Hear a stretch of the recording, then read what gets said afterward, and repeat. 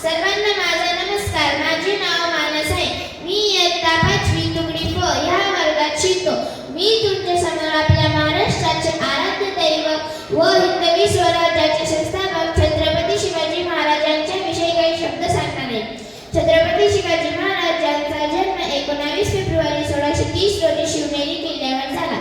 त्यांच्या आईचे नाव जिजाऊ आणि वडिलांचे नाव शहाजी राजे होते. जिजाऊंनी शिवाजी महाराजांना लहानपणापासूनच रामायण, महाभारत आणि शौर्य कथा सांगून त्यांच्या स्वराज्याची प्रेरणा निर्माण केली. त्या काळात देशावर परकीय सत्तेचे राज्य होते. लोकांवर अन्याय होत होता. तेव्हा शिवाजी महाराजांनी स्वराज्य स्थापन करण्याचा निर्धार केला. त्यांनी तोरणा, रायगड, प्रतापगड यासारखे अनेक किल्ले जिंकले. त्यांचे कमी सैन्य असूनही त्यांनी मोठ्या शत्रूवर मात केली. त्यांच्या गनिमी कावाच्या पद्धतीमुळे शत्रू घाबरून जायचा.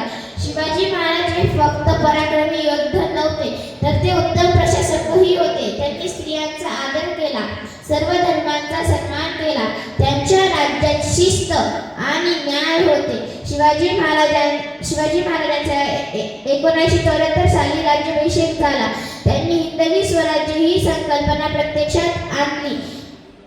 कोणी मला सांगेल का शिवाजी महाराजांच्या कोणत्या 3 गोष्टींमुळे ते छत्रपती झाले, त्यांना इतका मोठा मान मिळाला?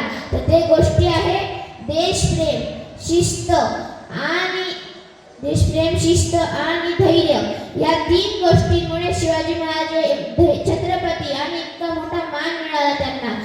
तर आपणही शिवाजी महाराजांच्या आदर्शांचा अवलंब करून आदर्श नागरिक बनूया. जय भवानी.